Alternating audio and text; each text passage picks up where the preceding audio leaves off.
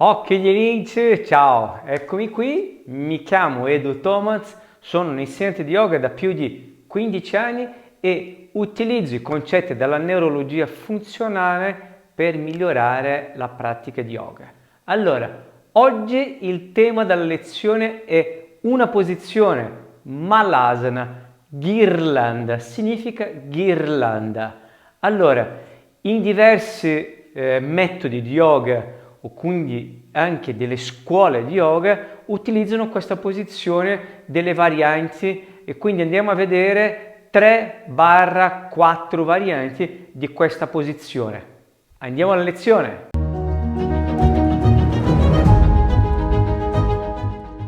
Bene, allora comincio con la posizione quella classica nel Hatha Yoga.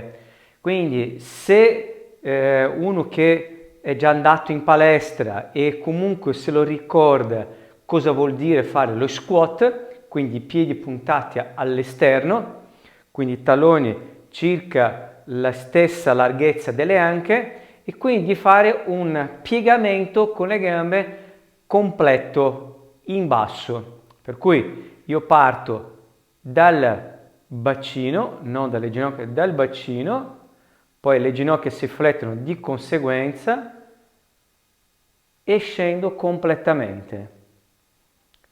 Nel Hatha Yoga utilizzano esattamente questa posizione delle dita delle mani, cioè dei palmi, quindi le ginocchia che spingono la parte interna delle ginocchia verso l'esterno e si rimane in questa posizione.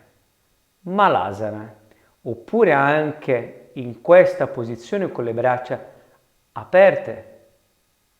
Okay? Quindi già vediamo una variante della posizione classica del Hatha Yoga.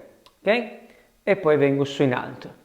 Soltanto per una questione di chiarezza, questa posizione, magari uno che ha difficoltà in flettere le ginocchia, fletterle anche e non ha questa mobilità di mettere in questa posizione, quindi mobilità delle anche, delle ginocchia e delle caviglie, tende a cadere dietro, per cui potrei fare anche una regressione. Quindi faccio esattamente la stessa cosa, bacino, ma alzo un talone e rimango nella posizione.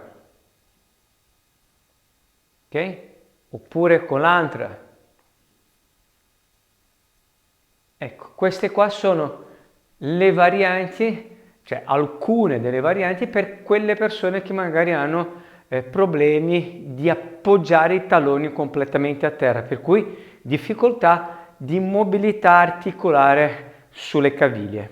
Adesso faccio vedere una posizione ancora più facilitata per quelle persone, magari anche tu, che hai difficoltà di piegare le ginocchia, di piegare le anche, non tanto le anche, ma le ginocchia. Quindi devo utilizzare una sedia. Vado a prendere. Eccomi qui con la sedia. Allora, questa sedia, vabbè, che è un po' particolare, è per fare yoga, quindi non c'è la parte dietro per mettere le schiene, proprio l'appoggio, è fatta in una certa maniera, anche abbastanza robusta, per fare tante altre posizioni. Andiamo sul Malasana per quelle persone che hanno difficoltà di flettere completamente le ginocchia. Quindi io mi metto in questa posizione, quindi quella classica nel scendere. Mi siedo sul bordo della sedia, okay? E vado con tronco giù in basso, per cui le ginocchia sono flesse di massimo di 90 gradi, giù in basso, quindi è una flessione delle anche, e giù la testa. Potrei anche avere con le braccia conserte o potrei andare ancora più in basso ad agganciare le mani verso il piedino della sedia là indietro. Per cui prima i gomiti in basso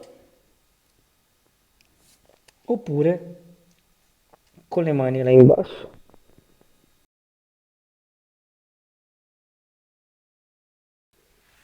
Vengo su in alto e in piedi. Allora, abbiamo già visto diverse varianti, non 3 o 4 come ho detto all'inizio. Andiamo a vedere adesso un'altra maniera di fare il Malasana che utilizzano esattamente nelle altre scuole. Ok, allora in questa versione del Malasana si utilizza tantissimo nella pratica di yoga quello che fanno il metodo Iyengar.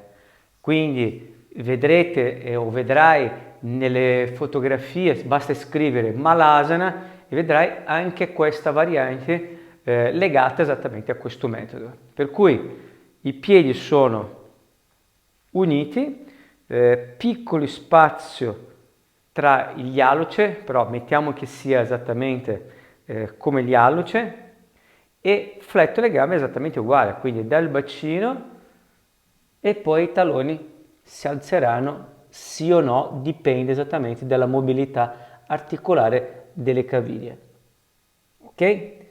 Mi giro esattamente per far vedere la posizione delle braccia. Quindi dal bacino, allargo le ginocchia e le mani là in avanti e lascio il tronco cadere in mezzo alle cosce.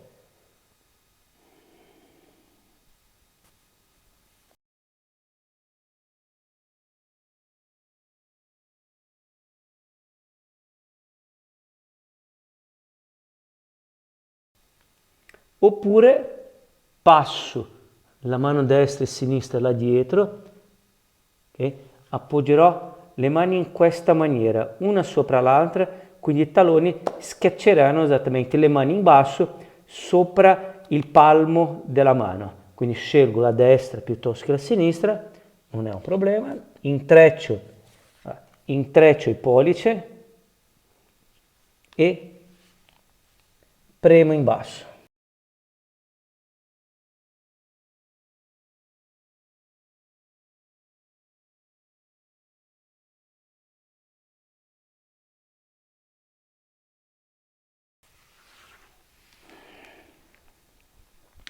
Bene, in questa, versione c'è una sollecitazione molto dalle anche, ovviamente poi anche delle ginocchia, delle caviglie, ma rimanendo in questa posizione, diciamo che c'è una flessione molto forte sulle anche, c'è una curva, maggiore sul tratto lombare, è proprio come se fosse una ghirlanda, tratto lombare, il dorso verso la testa. Una curva, possiamo dire anche, non dico perfetta, ma molto lineare questa curva.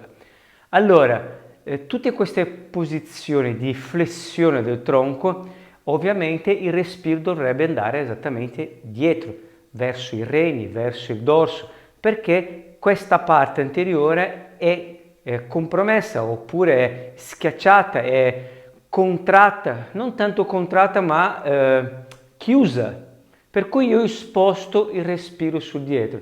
Per cui se farai questa posizione, cerca di portare il respiro dietro, ok?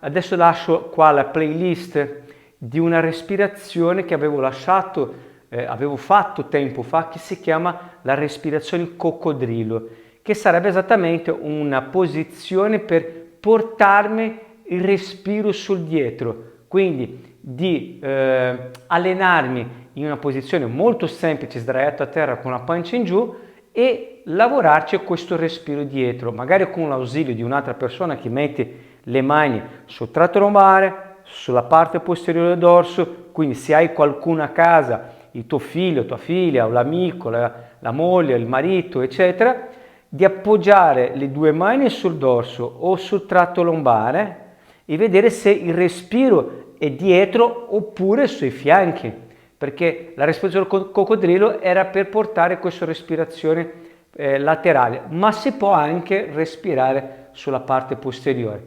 E poi dopo il Malasana fare esattamente la stessa cosa come con questo tipo di respirazione. Abbiamo visto la prima posizione che è fatta nel Hatha Yoga, il full squat, poi abbiamo visto con le mani, quindi appoggiate e con le braccia diritte, con le spinte delle braccia all'esterno, poi abbiamo visto il Malasana con la sedia per chi ha problema con le ginocchia eccetera, quindi vuole esattamente mettere in quella posizione più facilmente, e questa ultima che è esattamente fatta diciamo che nel metodo Iyengar, e poi è quello che poi ho iniziato la mia pratica di yoga, ho iniziato da lì con Iyengar, poi dopo ho fatto delle altre cose eccetera, ma sono stato diversi anni a fare questo tipo di metodo.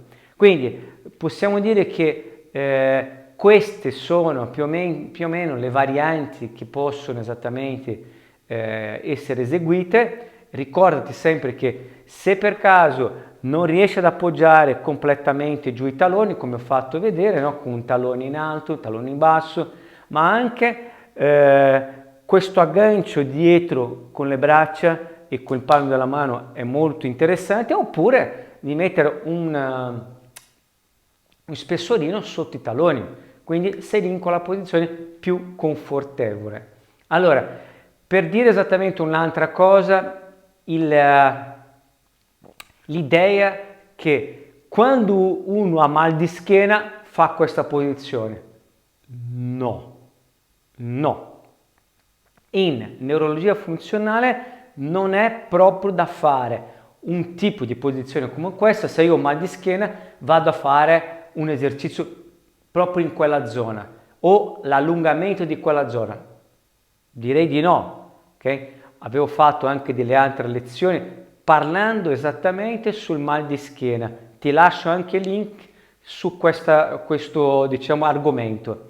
L'altra cosa che volevo dire, io potrei fare il Malasana come una sequenza, come la posizione per rilassare il tratto lombare, ma non che io ho un mal di schiena e quindi faccio questa posizione. No, ok? Guarda tante altre lezioni che poi magari vai a trovare esattamente una teoria che parla anche del dolore, eccetera, ma lo yoga, particolarmente questa posizione, non è per chi ha dolore alla schiena, ok? Può fare, ma quando hai in assenza di dolore, per prevenire il dolore. Allora sì, questa posizione è fantastica per il tratto lombare, per la colonna vertebrale, per le anche, per le ginocchia, per le caviglie, ma in termini di prevenzione. Ok? La lezione oggi l'abbiamo fatto esattamente con un tema specifico. Se per caso hai qualche dubbio, hai qualche esigenza in particolare, mi scrivi qua sui commenti. Ricorda sempre di iscriverti al mio canale, di schiacciare la campanella per non perdere anche una lezione, perché le lezioni che faccio sono tutti i giorni dalle 6:30 a 7, pubblico esattamente già la lezione nuova. Ok? Mettere like eccetera eccetera. Quindi ho finito per adesso e ci vediamo lungo le strade. Ci vediamo domani.